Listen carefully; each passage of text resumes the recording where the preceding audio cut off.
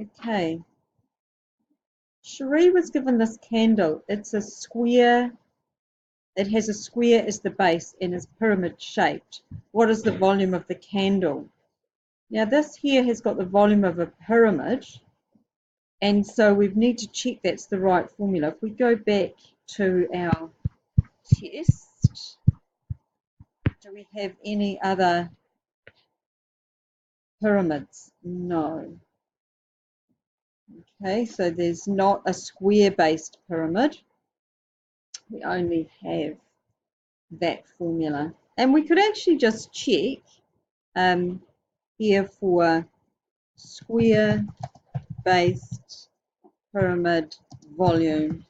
Let's see what we've got. There we go. Oh, now that's interesting,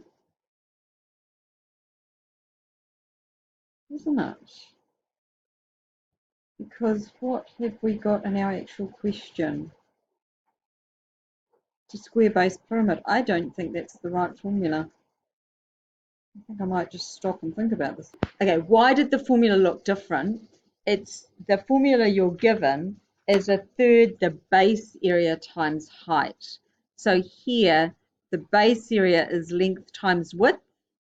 So we've got length times width divided by 3 times the height. So it's actually the same formula.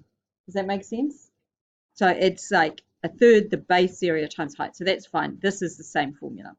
No drama. All right.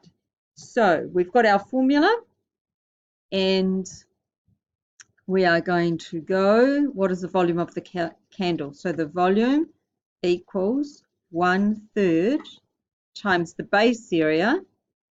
So it was a square pyramid. So we've got the 9.2 times 9.2. That's also going to be 9.2. So that would give me my base area of the square. And then times the height of 16.1. Now that's centimetres times centimetres times centimetres. So it's going to be centimetres cubed. So we get our calculator and we clear it. And I prefer to go 9.2 times 9.2, or it could have been 9.2 squared.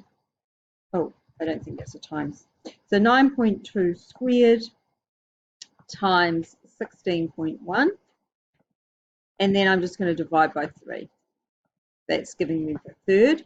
So that gives me 454.23. So 454.23, and it must be centimetres cubed. Now, the candle broke into pieces.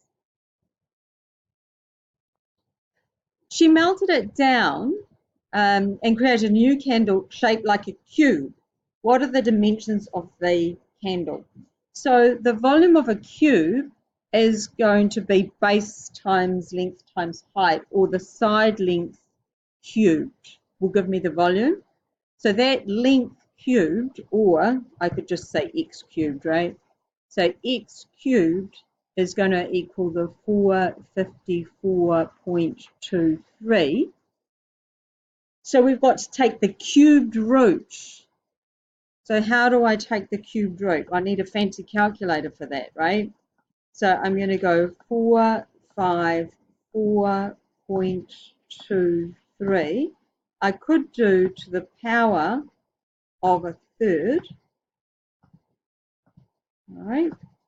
Execute. So what do I get? 7.69, because I'm rounding it, yeah?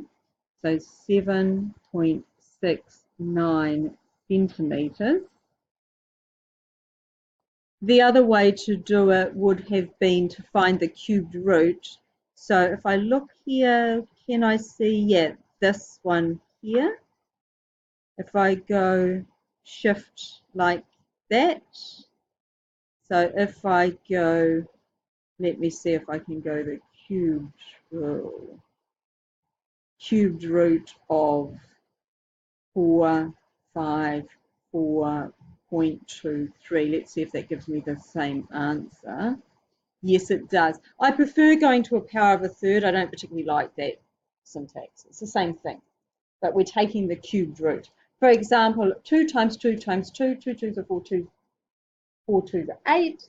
So 2 cubed is 8. The cubed root of 8 is 2. That's all we're doing. Does that make sense? So with no fancy calculator, that would have been like impossible if you didn't have a function like that one there.